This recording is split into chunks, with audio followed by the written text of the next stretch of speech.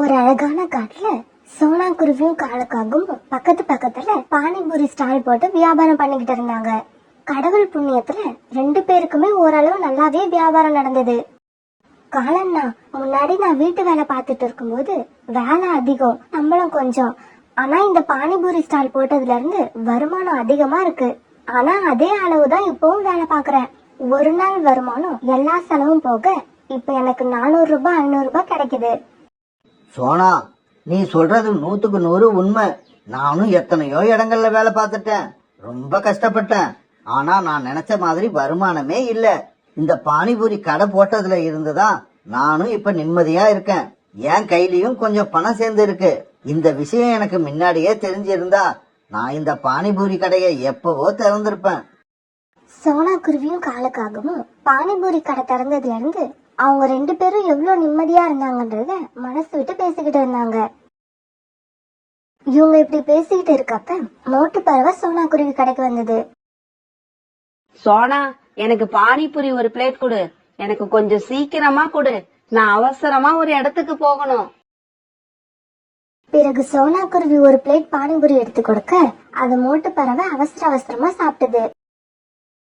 இதே சமயத்துல காலுக்காகத்துக்கிட்ட அறிமுகம் இல்லாத 2 பறவைங்க வந்து உட்கார்ந்தாங்க. தம்பி, பானிபூரி 2 பிளேட் கொடுங்க. இதோ இப்பவே தாரேன் சார். இப்படி சொன்ன காலுக்காகும் பிறகு 2 பிளேட் பானிபூரிய அவங்களுக்கு கொடுத்தது. காலு கொடுத்த பானிபூரிய அவங்க 2 பேரும் நல்லா ருசிச்சு சாப்பிட்டாங்க. இந்தா தம்பி பானிபூரிக்கான பணம். இப்படி சொன்ன அவங்க 100 ரூபாய் நோட்டை காலு கிட்ட கொடுத்தாங்க. சார், என்கிட்ட சில்லறை இல்ல. ஒரு பிளேட் 20 ரூபாய், 2 பிளேட் 40 ரூபாய். உங்ககிட்ட சில்லறையா இருந்தா 40 ரூபாய் கொடுத்துருங்க. காலு சொன்ன விலையை கேட்டுட்டு அந்த பறவைங்க ரொம்ப ஆச்சரியமானாங்க. என்னது, ஒரு பிளேட் விலை 20 ரூபாய் தானா? ஆமா சார், ஒரு பிளேட் 20 ரூபாய் தான். இந்தா தம்பி 40 ரூபாய், இத வச்சுக்க. இப்படி சொன்ன அந்த பறவைங்க 40 ரூபாய காலு கிட்ட கொடுத்தாங்க. தம்பி, நாங்க கடற்கரைக்கு பக்கத்துல இருக்கிற நகரத்துல இருந்து வரோம். எங்க சிட்டில எல்லாம் பானிபூரி ஒரு பிளேட் 50 ரூபாய். இங்கேயும் அதே விலைன்னு நினைச்சு கொடுத்துட்டோம். இப்படி சொன்ன அந்த பறவைங்க பிறகு அந்த இடத்தை விட்டு பறந்து போனாங்க. ஆனா இது வரைக்கும் சந்தோஷமா இருந்த காலுக்காகத்தோட மனசு இப்ப சோகமாயிடுச்சு. அடடா, நாம மட்டும் அந்த நகரத்துல கடை வச்சிருந்தா இங்க 20 ரூபாய்க்கு விக்கிற பிளேட்ட அங்க 50 ரூபாய்க்கு வித்திருக்கலாம். எனக்கு கிடைக்கிற லாபமும் 2 மடங்குக்கு மேல அதிகமா வரும். இப்படி அன்னைக்கு சாயங்காலம் வரைக்கும் யோசிச்சுக்கிட்டே இருந்த காலுக்காகும் இரவு கடையை மூடிட்டு வீட்டுக்கு போனதுக்கு அப்புறம் தான் மனைவி கோரி கிட்ட நடந்தது எல்லாத்தையும் சொல்லுச்சு. கோரி, உனக்கு இப்ப புரியுதா? நகரத்துல மட்டும் நாம கடை வச்சோம்னா இங்க கிடைக்கிற அந்த 500 ரூபாய் லாபம் அங்க போனா 1000 ரூபாயா மாறிடும். காலேஜி, இதுல யோசிக்கிறதுக்கு என்ன இருக்கு? நீங்களும் உடனே நகரத்துக்கு கிளம்புங்க. அங்க போனா இவ்வளவு லாபம் வரும்னு தெரிஞ்சதுக்கு அப்புறமும் நாம இங்கேயே இருக்கிறது பெரிய முட்டாள்தனம். கோரி, நீ என்ன உண்மையாதான் சொல்றியா? இங்க உள்ள பானிபூரி கடையை மூடிட்டு நான் நகரத்துக்கு போய் வியாபாரம் செய்யட்டா? ஆமா காலேஜி, உண்மையாதான் சொல்றேன். நீங்க நகரத்துக்கு கிளம்புங்க. நகரத்துல இருந்து வர்றப்ப எனக்கு தங்கத்துல வளையல், நெக்லஸ் எல்லாம் வாங்கிட்டு வாங்க. ஏன்னா அப்ப அந்த அளவுக்கு உங்ககிட்ட பணம் சேர்ந்திருக்கும். கோரி இப்படி சொன்ன உடனே காலுக்காகவும் கருப்பண்ணில மிதக்க ஆரம்பிச்சது. ஆமா கோரி, அதுதான் சரி. நான் நாளைக்கே நகரத்துக்கு கிளம்புறேன். பிறகு இப்படி நகரத்துக்கு போறத பத்தி பேசிக்கிட்டே இருந்த காலுக்காகவும் கோரிக்காகவும் அப்படியே படுத்து தூங்கிட்டாங்க. மறுநாள் பொழுது விடிஞ்சிச்சு. சோனா குருவி கடையை திறந்து ரொம்ப நேரம் ஆகியும் காலுக்காகவும் கடையை திறக்கவே இல்லை. என்ன ஆச்சு இன்னைக்கு? காலண்ணா எப்பவுமே எனக்கு முன்னாடியே கடையை திறந்து வச்சிருப்பாரு. இன்னைக்கு இவ்வளவு நேரம் ஆகியும் வரவே இல்லையே. ஏதாவது முக்கியமான வேலையா இருக்கும். அதனாலதான் காலண்ணா கடைக்கு வரல. சோனா குருவி இப்படி நினைச்சுக்கிட்டு இருக்கும்போது காலுக்காக அங்க வந்தது. காலண்ணா, இன்னைக்கு எதுக்காக கடை திறக்கல? உங்களோட கஸ்டமர் எல்லாம் வந்து ஏன் கடை திறக்கலன்னு கேட்டுட்டு போறாங்க. சோனா, இனிமே நான் என்னோட பானிபூரி கடையை இங்க திறக்கிறதா இல்ல. நான் கடற்கரைக்கும் பக்கத்துல உள்ள நகரத்துக்கு போய் அங்க பானிபூரி வியாபாரம் பண்ண போறேன். அங்க போய் வியாபாரம் பண்ணுனா இங்க கிடைக்கிற லாபத்தை விட 2 மடங்கு தாண்டி அதிகமா கிடைக்கும். காலண்ணா, நான் சொல்றது ஒரு நிமிஷம் கேளுங்க. மனசுல தேவையில்லாத ஆசை வளர்த்துக்கிட்டு நகரத்து பக்கம் போய் கஷ்டப்படாதீங்க. கிடைக்கிற லாபம் கொஞ்சமா இருந்தாலும் இங்க இருந்தா குடும்பத்தோட மனசு நிம்மதியா வாழலாம். சோனா, நான் இங்க வந்ததே உனக்கும் இந்த ஐடியாவை சொல்லி உன்னையும் அழைச்சுக்கிட்டு போலான்னு தான் நினைச்சேன். ஆனா நீ என்னடானா என்னையும் இங்கேயே இருக்க சொல்ற. இல்ல காலண்ணா, நாங்க வரல. எனக்கு இந்த கிராமத்துல கிடைக்கிற லாபமே போதுமானது. மனசு நிம்மதியாவும் சந்தோஷமாவும் இருக்க. சோனா, உன்கிட்ட சொல்றதுக்காக நான் இங்க வந்தேன் பாரு. வந்ததே வேஸ்ட். உனக்கெல்லாம் எவ்வளவு சொன்னாலும் புரியாது. நான் நகரத்துல இருந்து நிறைய சம்பாரிச்சுக்கிட்டு திரும்பி வருவேன் பாரு. அப்ப என்ன பார்த்து நீ பொறாம தான் பட போற. இப்படி சொன்ன காலுக்காகவும் பிறகு அங்கிருந்து பறந்து போச்சு. பிறகு மறுநாள் காலுக்காக நகரத்துக்கு கிளம்ப தயாராகிட்டு இருந்தது. காலுஜி, நகரத்துக்கு போய் பானிபூரி வியாபாரத்தை நல்லா திறமையா பண்ணுங்க. அப்புறம் நிறைய லாபம் கிடைச்சோன்னே என்ன மறந்துடாதீங்க. காலு, உன் கடையில உன் கையால பானிபூரி சாப்பிடுறது ரொம்ப சுவையாவும் டேஸ்டாவும் இருக்கும். இனிமே நான் அந்த மாதிரி பானிபூரி எப்பதான் சாப்பிட போறேனோ. புறா, கவலைப்படாத. உனக்கு எப்ப என் கையால பானிபூரி சாப்பிடணும் போல ஆசையா இருக்கோ, பஸ் ஏறி நகரத்துக்கு வந்துரு. நான் உனக்கு காசு வாங்காம இலவசமா பானிபூரி தரேன். காலண்ணா, இங்க எப்படி சுவையான பானிபூரி தயாரிச்சு கொடுத்தீங்களோ அதே மாதிரி நகரத்திலயும் நல்ல வியாபாரம் பண்ணிட்டு வாங்க. சரி சரி, எனக்கு பஸ்ஸுக்கு டைம் ஆகுது. உங்ககிட்ட இப்படியே பேசிக்கிட்டு இருந்தேன்னா கடைசியா நான் பஸ்ஸை விட்டாலும் விட்டுருவேன். இப்படி சொன்ன காலுக்காகவும் பிறகு நகரத்துக்கு போகிறதுக்கான பஸ் தேடி பறந்து போச்சு. பிறகு பஸ் ஏறி நகரத்துக்கு வந்து சேர்ந்த காலுக்காகவும் முதல் வேலையா தனக்காக ஒரு ரூம வாடகைக்கு பார்த்தது. என்னது, ஒரு ரூம் மட்டும்தான் இருக்கு? அப்புறம் அட்டாச் லெட்ரின் பாத்ரூம் கூட இல்ல. எல்லாமே காமனா கட்டி வச்சிருக்கீங்க. இந்த ரூமுக்கு வாடகை 5000 ரூபாயா? 2000 ரூபாய்க்கு நான் எங்க ஊர்ல தனி வீடே வாடகைக்கு எடுப்பேன். காகமே, என்ன பைத்திய மாதிரி பேசிக்கிட்டு இருக்க? 5000 ரூபாய்க்கு 1 ரூபாய் குறைஞ்சாலும் உனக்கு இந்த ரூம் வாடகைக்கு கிடையாது. ஐயா, என்ன இவ்வளவு கரெக்டா பேசுறீங்க? எனக்காக ஒரு 2000 ரூபாய் குறைச்சுக்கிட்டு 3000 ரூபாய்க்கு இந்த ரூமை எனக்கு வாடகைக்கு கொடுங்க. இங்க பார், இஷ்டம் இருந்தா இரு, இல்லன்னா கிளம்பி போய்கிட்டே இரு. இந்த ரூமை பார்க்க இன்னும் 10 நிமிஷத்துல வேற பார்ட்டி வருது. உனக்கு ஒரு விஷயம் தெரியுமா? இந்த ஏரியாவுல ஒரு ரூம் இந்த வாடகைக்கு விடுறது நான் மட்டும்தான். வேற நீ எங்க போனாலும் 6000 ரூபாய்க்கு குறைஞ்சு ரூமே கிடையாது. அந்த ஓனர் இப்படி சொல்லவே பிறகு வேற வழி இல்லாத காலுக்காகவும் அந்த வீட்டுல வாடகைக்கு இருக்க ஒத்துக்குச்சு. ஐயா, கவலைப்படாதீங்க. மாசம் முடிஞ்ச உடனே உங்களோட வாடகை உங்களுக்கு கரெக்டா வந்து சேர்ந்துரும். வாடகை வர்றதெல்லாம் இருக்கட்டும், 2 மாசத்து வாடகை அட்வான்ஸா கொடு. பிறகு காலுக்காகவும் 2 மாசத்து வாடகை அட்வான்ஸா கொடுத்தது. பிறகு மறுநாள் காலுக்காக தன்னோட பானிபூரி வியாபாரத்தை அந்த நகரத்துல ஆரம்பிச்சது. தம்பி, பானிபூரி ஒரு பிளேட் எவ்வளவு? பாட்டி, விலையெல்லாம் ஒன்னும் அதிகம் கிடையாது. ஒரு பிளேட் 50 ரூபாய் தான். உங்களுக்கு எத்தனை பிளேட் வேணும்?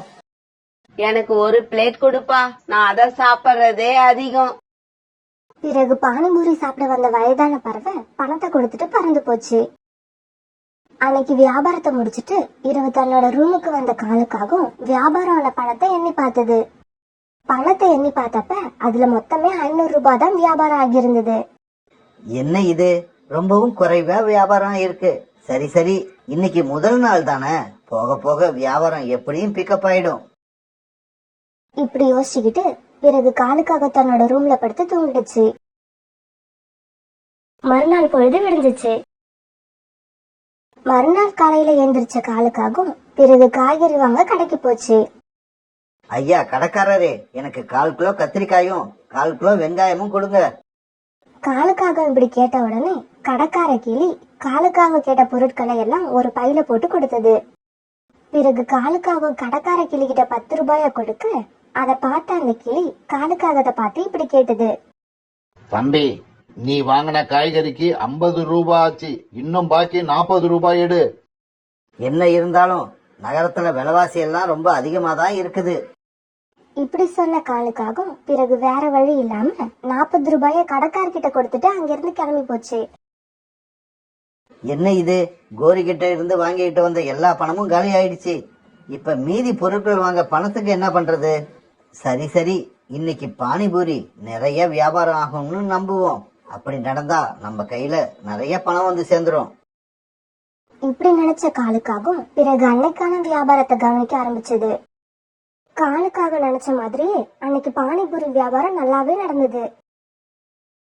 பிறகு வியாபாரம் ஆன பணத்தை எடுத்துக்கிட்டு காலுக்காக தன்னோட ரூமுக்கு கிளம்ப போறப்ப அங்க 2 போலீஸ் வந்தாங்க. தம்பி, என்ன நீ பாட்டுக்கு வார, வண்டிய போடுற, வியாபாரத்தை பாக்கற, முடிஞ்ச உடனே வீட்டுக்கு போற. இப்படி நீ போய்கிட்டே இருந்தா எங்களை யாரு கவனிக்கிறது? கவனிக்கணுமா? யார் கவனிக்கணும்? உங்களுக்கு கல்யாணம் ஆகலன்னா உங்க அம்மா உங்களை கவனிக்கணும். ஒருவேளை உங்களுக்கு கல்யாணம் ஆகி இருந்தா உங்க மனைவி தான் உங்களை கவனிக்கணும். தம்பி, என்ன கிண்டலா? இந்த மாசத்துக்கான மாமூல் பணம் 1000 ரூபாயை எடு. என்னது 1000 ரூபாயா? என்னால அவ்வளவு ரூபாயெல்லாம் கொடுக்க முடியாது.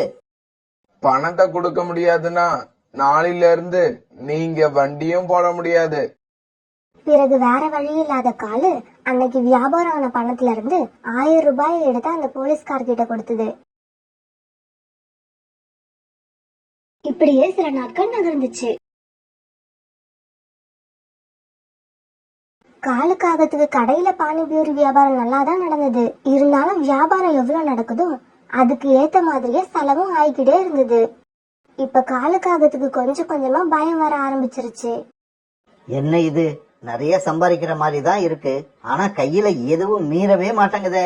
இப்படி எல்லா பணமும் செலவாகிக்கிட்டே இருந்தா நான் திரும்ப ஊருக்கு போறப்ப எதை தான் கொண்டு போறது? காலு இப்படி யோசிச்சுக்கிட்டே உட்கார்ந்து இருக்கும் போது ஹவுஸ் ஓனர் அங்க வந்தாரு. தம்பி, நீ போன மாசத்து வாடகையே தரல, அதையும் சேர்த்து இப்ப 2 மாசத்துக்கான வாடகையை கொடு. ஐயா, இந்த 1 மாசம் பொறுத்துக்குங்க. இந்த மாசம் கொஞ்சம் செலவு அதிகமாயிடுச்சு, அதனால வாடகையை கொடுக்க முடியல. அடுத்த மாசம் 3 மாச வாடகையும் சேர்த்தே கொடுத்துடுறேன். தம்பி, இங்க வர நிறைய பேர் இப்படிதான் சொல்லுவாங்க. சேர்த்து தரேன்னு சொல்லிட்டு கடைசியில ஒரு நாள் சொல்லாமலே ஓடி போயிடுவாங்க. ஐயா, என் மேல நம்பிக்கை வைங்க. நான் எங்கேயும் ஓட மாட்டேன். நான் இந்த நகரத்துக்கு சம்பாதிக்கிறதுக்காக தான் வந்திருக்கேன். 3 மாசம் வாடகையும் சேர்த்து அடுத்த மாசம் நான் கண்டிப்பா கொடுத்துருவேன். தம்பி, நான் உன்ன மாதிரி நிறைய பேரை பார்த்திருக்கேன். அவங்க சொன்ன வார்த்தையெல்லாம் நம்பி கடைசியா ஏமாந்ததுதான் மிச்சம். நீ இவ்வளவு கெஞ்சி கேட்கறதுனால உனக்கு ஒரு நாள் டைம் தரேன். நாளைக்கு சாயங்காலத்துக்குள்ள நீ 2 மாசத்து வாடகைய கொடுக்கணும்.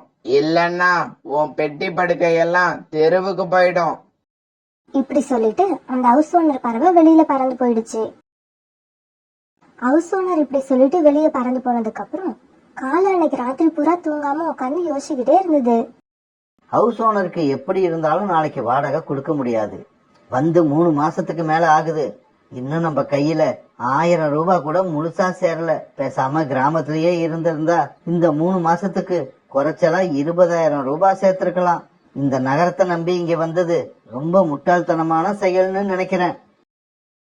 இப்படி யோசிச்ச காலுக்காகும் அன்னைக்கு இரவே தன்னோட கிராமத்துக்கு போக பஸ் ஏறிடுச்சு. காலையில வீட்டு வாசல்ல காலுக்காகத்தை பார்த்த கோரிக்காகத்துக்கு ரொம்ப சந்தோஷம். காலுஜி, நான் சொன்ன மாதிரியே எனக்கு தங்கத்துல வளையல் நெக்லஸ் எல்லாம் வாங்கிட்டு வந்துட்டீங்களா? முதல்ல எனக்கு நெக்லஸ் எடுத்து காட்டுங்க, அத உடனே பார்க்கணும் போல ஆசையா இருக்கு. கோரி, உன்னோட மனசுல ஓடிக்கிட்டு இருக்க கற்பனை குதிரைய கொஞ்சம் நிப்பாட்டு. நகரத்துக்கு போனா நிறைய சம்பாதிக்கலாம்னு நினைச்சு போன என்னால அங்க செலவு பண்ணி பண்ணி தாக்கு பிடிக்க முடியல. நான் இருந்த ரூமுக்கு 3 மாசம் வாடகை கொடுக்காம ராத்திரியோட ராத்திரியா ஓடி வந்திருக்கேன்னா பாத்துக்க. பிறகு மறுநாள்ல இருந்து காலுக்காக வழக்கமா பானிபூரி கடை போடுற இடத்துலயே மறுபடியும் கடை போட ஆரம்பிச்சது. காலண்ணா, நகரத்துல இருந்து இந்த தங்கச்சிக்கு என்ன வாங்கிட்டு வந்தீங்க? நீ வேற சோனா, இன்னும் 1 வாரம் நாங்க இருந்திருந்தோம்னா நானே உததான் வாங்கிட்டு வந்திருப்பேன்.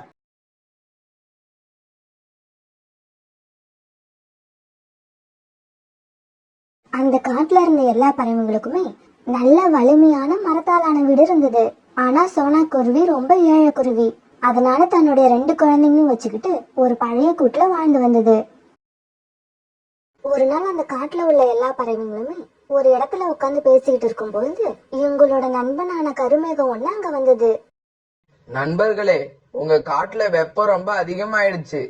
அந்த வெப்பத்தை குறைக்கிறதுக்காக மேக கூட்டங்களான நாங்க கூடிய சீக்கிரம் உங்க காட்டுக்கு வந்து மழை பெய்ய போறோம். அந்த மழையால வெப்பம் தணிஞ்சு நீங்க எல்லாம் சந்தோஷமா இருப்பீங்க. ஆஹா ஆஹா, மேக நண்பா, நீ சொல்றத கேட்க எனக்கு ரொம்ப சந்தோஷமா இருக்கு. எவ்வளவு சீக்கிரம் இங்க வந்து மழை பெய்ய முடியுமோ அவ்வளவு சீக்கிரம் வாங்க. எங்களால வெயில தாங்க முடியல. மேகம் அண்ணா, வாயால சொன்னதோட நிப்பாட்டாதீங்க. சீக்கிரமா எங்க காட்டுக்கு மழையா பெஞ்சு எங்களை மகிழ்ச்சி படுத்துங்க. கிளி, கவலைப்படாத, இன்னும் கொஞ்ச நாள்ல உங்க காட்டுல மழை பெய்ய ஆரம்பிச்சிரும். பறவைகள் கிட்ட இப்படி பேசின அந்த மேகம் பிறகு அந்த இடத்தை விட்டு நகர்ந்து போயிடுச்சு. மத்த பறவைகள் எல்லாருமே மழைங்கிற பேரை கேட்டதுமே ரொம்ப மகிழ்ச்சியானாங்க. ஆனா சோனா குருவி மழை வர போகுது அப்படிங்கிற செய்தியை கேட்ட உடனே ரொம்ப கவலையாயிடுச்சு. அடடா, இப்ப நான் என்ன பண்ணுவேன்? என் கையில இப்ப பணமும் இல்ல. பணம் இருந்தாலாவது ஒரு நல்ல வீடா பார்த்து விலைக்கு வாங்கலாம். இப்ப பெய்ய போற மழையில என் 2 சின்ன குழந்தைங்களையும் தூக்கிக்கிட்டு நான் எங்க தான் போவேன்? மழை ஆரம்பிக்க இன்னும் 1 நாள் 2 நாள் ஆகும்னு நினைக்கிறேன். அதுக்குள்ள நாம நம்ம குழந்தைங்களுக்காக ஏதாவது செஞ்சுதான் ஆகணும். இப்படி யோசிச்சு சோனா குருவி பிறகு அங்கிருந்து பறந்து போச்சு. இப்படி போன சோனா குருவி வாழை இலைகளை கொண்டு வந்து 3 குச்சிகளை வச்சு தன்னோட குழந்தைங்க இருக்கிற கூடு மேல ஒரு கூரைய உண்டாக்குச்சு. அம்மா, என்னம்மா பண்றீங்க? எதுக்கு இந்த இலைங்களை மேல கூரை மாதிரி வைக்கிறீங்க? அம்மா, ஏற்கனவே வெயில் தாங்கல. இதுல நீங்க இலைகளை இப்படி வச்சதால காத்தும் சரியா வர மாட்டேங்குது. குழந்தைங்களா, இன்னும் 2-3 நாள்ல நம்ம காட்டுல மழைக்காலம் ஆரம்பிக்க போகுதுன்னு நமக்கு செய்தி வந்திருக்கு. அப்படி மழை வந்தா மழை நீர் நம்ம கூட்டுக்குள்ள வராம இருக்கிறதுக்காக தான் வாழை இலைகளை வச்சு இந்த கூரையை உண்டாக்கி இருக்கேன். அம்மா, இப்ப மழை காலம் ஆரம்பிச்சதுக்கு அப்புறம் நீங்க கொடை வியாபாரம் தானே பண்ண போறீங்க? இந்த இலைகளை வைக்கிறதுக்கு பதிலா ஒரு கொடையை இங்க வச்சிருக்கலாமா? குக்கு, உங்க அப்பா இறந்ததுக்கு அப்புறம் நாம ரொம்ப ஏழை ஆயிட்டோம். வர வருமானம் நம்ம 3 பேரும் சாப்பிடறதுக்கே பத்த மாட்டேங்குது. இந்த நிலைமையில 120 ரூபாய்க்கு விற்கிற ஒரு குடையை நம்மளால இந்த கூட்டுல வைக்க முடியாது. ஆனா அதை நினைச்சு கவலைப்படாதீங்க. நமக்கு ஒரு நாள் நல்ல நேரம் வரும். நாம 3 பேரும் நல்ல நிலைமைக்கு வருவோம். அம்மா, அப்பா உயிரோட இருந்தப்ப நம்ம நல்ல வசதியா இருந்தோம். அப்ப அப்பாவும் நீங்களும் எல்லா பறவைகளுக்கும் எப்படி எல்லாம் உதவி செஞ்சிருக்கீங்க. ஆனா இப்ப நாம ஏழையான உடனே ஏம்மா யாருமே நமக்கு உதவி செய்யல? பியூட்டி, உதவிங்கிறது திருப்பி செய்வாங்கன்னு எதிர்பார்த்து செய்யறது கிடையாது. அது நம்ம மனசுல தன்னால வர கருணையால செய்யறது. அந்த மாதிரி வர கருணை திரும்ப எதையும் எதிர்பார்க்காது. குழந்தைங்களா, நீங்க நம்ம இருக்க நிலைமையை நினைச்சு கொஞ்சம் கூட கவலைப்படாதீங்க. இந்த மழைக்காலம் முடியட்டும். அதுக்கப்புறம் என்னால முடிஞ்ச அளவு பாடுபட்டு எப்படியாவது நமக்காக ஒரு சின்ன வீட்டை விலைக்கு வாங்கிடுறேன். அதுல நம்ம 3 பேரும் சந்தோஷமா நிம்மதியா வாழலாம். சரி சரி, பேசுனது போதும், மணி ஆகுது. குழந்தைங்களா, வாங்க படுத்து தூங்குவோம். இப்படி பேசிக்கிட்ட சோனாவும் 2 குழந்தைங்களும் பிறகு படுத்து தூங்குனாங்க. மறுநாள் பொழுது விடிஞ்சப்ப சூரியன் வரல, அதுக்கு பதிலா மழை தான் வந்தது. சொந்தமா வீடு இருந்த பறவைங்க எல்லாம் மனசுல எந்த கவலையும் இல்லாம மழைக்காலத்தை ஜாலியா அனுபவிச்சாங்க. குக்கு, பியூட்டி, இப்ப பாத்தீங்களா, இந்த வாழை இலையை எடுத்துக்கிட்டு வந்து கீழே வச்சதால இப்ப நம்ம கூட்டுக்குள்ள மழை துளிகள் வரவே வராது. இதனால நீங்களும் நினைய மாட்டீங்க. அம்மாவும் உங்களை பத்தின கவலை இல்லாம நிம்மதியா போய் கொடை வியாபாரம் பண்ணுவேன். இப்படி சொன்ன சோனா குருவி பிறகு கொடை வியாபாரம் செய்ய பறந்து போச்சு. கொடை வாங்கிட்டு போங்கம்மா, கொடை வாங்கிட்டு போங்கய்யா. கொடை நல்ல கொடை, வல்ல கொடை, மழையில இருந்து உங்களை பாதுகாக்கும் கொடை. சோனா குருவி தன்னோட கொடைகளை விற்கிறதுக்காக கொற்ற மழையில நின்று இப்படி கத்துக்கிட்டு இருந்தது. சோனா, மழையில இப்படி நனைஞ்சுக்கிட்டு கொடை வியாபாரம் பண்றியே, உனக்கு குளிர்ல இப்படி நனையறதால நாளைக்கு உனக்கு காய்ச்சல் வந்துட்டா என்ன பண்ணுவ? புல்புல் அக்கா, நான் என்ன பண்றது? என்னோட கூட்டுல என் குழந்தைங்க 2 பேரும் பசியோட இருப்பாங்க. நான் இப்ப இந்த மழையில நனையனா அவங்க 2 பேருக்கும் சாப்பாடு கிடைக்காது. சரி சோனா, நல்ல கொடையா எனக்கு ஒரு கொடை கொடு. ஏற்கனவே எங்க வீட்டுல கொடை இருக்கு. இருந்தாலும் இந்த கொடையை நான் உனக்காக தான் வாங்குறேன். இப்படி சொன்ன பிறகு கொடைக்கான காசு கொடுத்துட்டு கொடையை வாங்கிட்டு பறந்து போச்சு. ஆனா இதே சமயத்துல காத்து கொஞ்சம் அதிகமா வீச ஆரம்பிச்சது. இப்படி வீச ஆரம்பிச்ச காத்தால லேசா ஆடிக்கிட்டு இருந்த சோனா குருவியோட கூடு கொஞ்ச நேரம் போனதும் மரத்துல இருந்து கீழே விழுந்துருச்சு. இதனால அந்த கூட்டுல இருந்த குழந்தைங்களுக்கும் அடிபட்டு அவங்க 2 பேரும் கீழே விழுந்ததால மயக்கம் ஆயிட்டாங்க. ஆனா அவங்களோட காயத்துல இருந்து ரத்தம் வந்துகிட்டே இருந்தது. பிறகு கொஞ்ச நேரம் கழிச்சு குக்குவும் பியூட்டியும் மயக்க தெளிஞ்சு எழுந்தாங்க. ஆனா அப்பவும் அவங்க காயத்துல இருந்து வர ரத்தம் நிக்கல. இவங்க இப்படி கீழே வந்து கிடந்தப்ப அந்த வழியா நிறைய பறவைகள் பறந்து போயிட்டு தான் இருந்தாங்க. ஆனா யாருமே இவங்களை கண்டுக்கல. இப்படி வந்த ஜம்ஜம் பறவை குக்குவையும் பியூட்டியும் பார்த்துட்டு உடனே அவங்க கிட்ட போச்சு. குக்கு, பியூட்டி, நீங்க 2 பேரும் எப்படி இங்க விழுந்தீங்க? உங்க 2 பேர் உடம்புலயும் நிறைய அடிபட்டு வேற இருக்கு. பிறகு பியூட்டி நடந்த எல்லாத்தையும் ஜம்ஜம் பறவை கிட்ட விளக்கமா சொல்லுச்சு. இந்த காட்டுல உள்ள பறவைகள் எவ்வளவு நன்றி கெட்ட பறவைகள்னு நான் இன்னைக்கு தான் தெரிஞ்சுக்கிட்டேன். உங்க அம்மா சோனா குருவி கிட்ட உதவி கேட்காத பறவைகளே இந்த காட்டுல கிடையாது. சோனா குருவி அந்த அளவுக்கு எல்லாருக்கும் உதவி பண்ணியிருக்கு. ஆனா இன்னைக்கு சோனா குருவியோட நிலைமை ரொம்பவும் கஷ்டத்துல இருக்கிறப்ப எந்த பறவையுமே சோனா குருவிக்கோ இல்ல உங்களுக்கோ உதவி செய்ய முன்வரல. இதையெல்லாம் நினைக்கிறப்ப எனக்கு ரொம்ப வேதனையா இருக்கு. குழந்தைகளா, நீங்க கவலைப்படாதீங்க. இந்த பறவைகள் மாதிரி எனக்கு ஒன்றும் இரும்பு இதயம் கிடையாது. நீங்க என் வீட்டுக்கு வாங்க, நான் உங்களை அழைச்சிக்கிட்டு போறேன். இப்படி சொன்ன ஜம்ஜம் பறவை குக்குவையும் பியூட்டியும் தன்னோட தோல்ல உட்கார வச்சுக்கிட்டு தன்னோட வீட்டுக்கு பறந்து போச்சு. ஜம்ஜம் பறவை இப்படி குக்குவையும் பியூட்டியையும் தூக்கிட்டு போறத அந்த காட்டுல உள்ள எல்லா பறவைகளுமே பார்த்தாங்க. குக்குவையும் பியூட்டியையும் வீட்டுக்கு அழைச்சிட்டு போன ஜம்ஜம் பறவை அவங்க காயத்துக்கு மருந்து போட்டு விட்டது. பிறகு தன்னோட குழந்தைங்களுக்கு அடிபட்டு ஜம்ஜம் வீட்டுல இருக்கிற செய்தியை கேள்விப்பட்ட சோனா குருவி ஜம்ஜம் வீட்டுக்கு வந்தது. ஜம்ஜம் அண்ணா, என் குழந்தைங்களுக்கு என்ன ஆச்சு? காயம் ரொம்ப அதிகமா இருக்கா? சோனா குருவி, கவலைப்படாத. நான் 2 பேர் காயத்துக்கும் மருந்து போட்டு விட்டுருக்கேன். சீக்கிரமா ஆறிடும். இருந்தாலும் குழந்தைகளுக்கு சரியான பாதுகாப்பு இல்லாம நீ உன்னோட வியாபாரத்தை பார்க்க போனது பெரிய தப்பு. நான் என்ன பண்றது? என்னோட நிலைமை அந்த மாதிரி இருக்கு. சோனா, உன் கணவர் உயிரோடு இருந்தப்ப காட்டுல எந்த பறவைக்கு கஷ்டம் வந்தாலும் அவங்க கூட யார் இருக்காங்களோ இல்லையோ, ஆனா நீ கண்டிப்பா இருப்ப. ஆனா நீ இப்ப இவ்வளவு கஷ்டத்துல இருக்கும்போது உன் கூட நிக்க, உன் கஷ்டத்தை பங்கு போட்டுக்க எந்த பறவையுமே வரலன்னு நினைக்கும் போது என் மனசு ரொம்ப வேதனையா இருக்கு. சோனா சகோதரி, நீ இனிமே எங்கேயும் போக வேண்டாம். இனி நீங்க என் வீட்லயே தங்கிக்கிங்க. ஜம்ஜம் அண்ணா, 2 வருஷத்துக்கு முன்னால நீங்க எப்படி இருந்தீங்களோ இப்பவும் அப்படியே இருக்கீங்க. கொஞ்சம் கூட மாறவே இல்லை. ஆமா சோனா, நான் அப்படியே தான் இருக்கேன். என்னோட மனசும் அப்ப எப்படி இருந்ததோ அதே மாதிரி தான் இப்பவும் இருக்கு. இந்த காட்டுல உள்ள பறவைகள் மாதிரி சந்தர்ப்பத்துக்கு ஏத்த மாதிரி என் மனசை நான் மாத்திக்க மாட்டேன். ரீட்டா, சோனா குருவி இன்னைக்கு கொற்ற மழையில நனைஞ்சுக்கிட்டு கொடை வியாபாரம் பண்ணிக்கிட்டு இருந்தது. அத பார்க்கவே ரொம்ப பாவமா இருந்துச்சு. அந்த அளவுக்கு கஷ்டம் வந்துருச்சு அதுக்கு. அது நல்லா இருந்த சமயத்துல எவ்வளவு பறவைகளுக்கு உதவி பண்ணிருக்கு தெரியுமா? ஆமா புல்புல், நீ சொல்றது உண்மைதான். நான் கஷ்டத்துல இருக்கும்போது சோனா எனக்கு நிறைய உதவி பண்ணிருக்கு. இருந்தாலும் அது இவ்வளவு கஷ்டப்படும் போது நான் எந்த உதவி செய்யாம இருக்கிறது நினைச்சா எனக்கே கொஞ்சம் வெக்கமா தான் இருக்கு. கிளி, இந்த நிலைமையில நீ மட்டும் இல்ல, நானும் அதே நிலைமையில தான் இருக்கேன். இது வரைக்கும் சோனாவுக்கு எந்த உதவியும் செய்யாதத நினைச்சா எனக்கும் அசிங்கமா தான் இருக்கு. நானும் காலேஜையும் சோனா கிட்ட எத்தனையோ தடவை உணவு வாங்கி சாப்பிட்டு இருக்கோம். நாங்க போய் கேட்டு ஒரு தடவை கூட நாங்க வெறும் கையோட திரும்பி வந்ததே கிடையாது. இருக்கிறது கொஞ்சம் உணவா இருந்தா கூட அதுல பாதியை எங்க கிட்ட கொடுத்துரும். 10 ரூபாய் கொடுத்துட்டு அதை 10 தடவை சொல்லி காட்டுற இந்த காலத்துல ஒருத்தருக்கு தான் செஞ்ச உதவிய மத்தவங்க கிட்ட சோனா இது வரைக்கும் சொன்னதே கிடையாது. ஆனா சோனா கஷ்டத்துல இருக்குன்னு தெரிஞ்சும் நாங்க கூட இது வரைக்கும் அதுக்கு உதவி செய்யணும்னு நினைக்கவே இல்லை. அது ரொம்ப தப்புன்னு இப்பதான் உணர்ந்தேன். சரி சரி, நாம இப்பயும் இப்படி வாயால பேசிக்கிட்டு எதுவும் செய்யாம இருந்துடக்கூடாது. யாராவது சொல்லுங்க, நாம இப்ப சோனா குருவிக்கு என்ன பண்ணலாம்? பறவைகளே, நான் சொல்றதை கேளுங்க. ரொம்ப முக்கியமா தேவை ஒரு வீடு. அது ஒரு வீடு இல்லாம தான் 2 சின்ன குழந்தைங்களை வச்சுக்கிட்டு ரொம்ப கஷ்டப்படுது. அதனால எல்லாரும் ஆளுக்கு கொஞ்சம் பணம் போட்டு சோனா குருவிக்கு ஒரு வீடு வாங்கி கொடுக்கலாங்கிறது தான் என்னோட ஆசை. இந்த திட்டம் ரொம்ப நல்லா இருக்கு. இதுக்கு நான் ஒத்துக்கிறேன். எவ்வளவு பணம் வேணும்னு சொல்லுங்க, நான் தரேன். பறவைகளே, இந்த ஐடியா நமக்கு ஏன் இத்தனை நாளா வரலன்னு நினைச்சு எனக்கு ரொம்ப வெக்கமா இருக்கு. பறவைகளே, ஒரு நிமிஷம் இருங்க, எனக்கு ஒரு சந்தேகம்.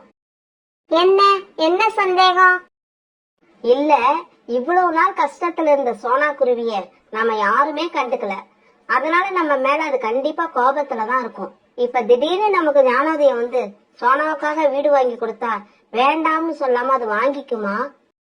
சோனா இப்ப நம்ம மேல கோபமா இருந்தா அது கண்டிப்பா தப்பே இல்ல, நியாயமான கோபம்தான்.